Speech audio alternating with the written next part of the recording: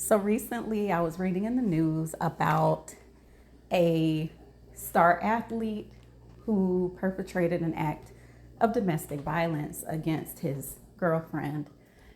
And when I saw it, it just made me think about a lot of things. This act of domestic violence was very severe.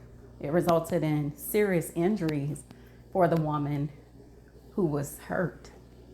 And so it made me think about several things. And so here's one. One is that domestic violence is not something that's just limited to ordinary people or people who don't have money or people who are not celebrities. Domestic violence occurs at every socioeconomic level. It occurs amongst the rich, the poor.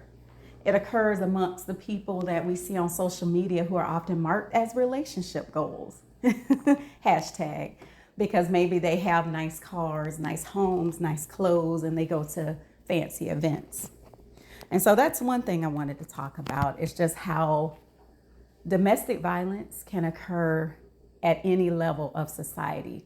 And it's not limited to just one level of society.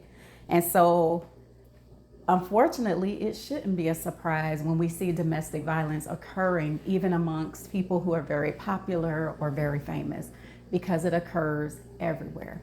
And because it oftentimes occurs inside closed doors, and behind closed doors, it's happening a lot of times before we see the news story.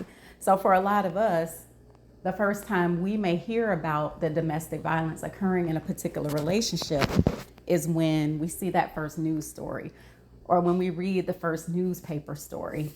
And so it's important to also realize that domestic violence has a lot of other subtle forms and indicators that may be going on prior to you hearing about a big attack.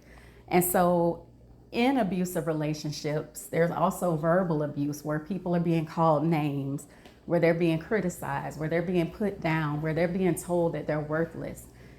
Again, that's something that you may never see in a newspaper story. You may never hear about it on the news or on the internet, because those are the more hidden, subtler forms of domestic violence that hide in people's homes.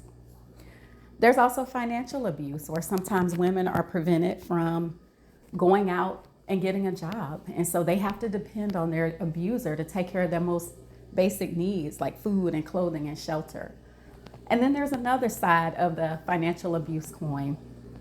Some people are with abusers who refuse to work. And so the person who's being abused, they're the primary breadwinner for the family. They make all the money, and the abuser will live off of that person, and even sometimes ask that person to surrender their savings to ensure that that person can't leave that abusive relationship. And so there are also other forms of domestic violence that I won't go through in this particular recording, but I just wanted to briefly talk about these two things, just the fact that domestic violence occurs at every level of society. No matter how much money somebody has or no matter how little money they have, they can still be a victim of domestic violence. Additionally, domestic violence doesn't just start at that moment when we see that first news story. By the time we see that first news story, we don't know how many months or years that person has already endured lots of abuse. And so I thank you for taking the time to hear this, and I just want that to stick with you, that point that domestic violence has often occurred before we read that first news story. Thank you.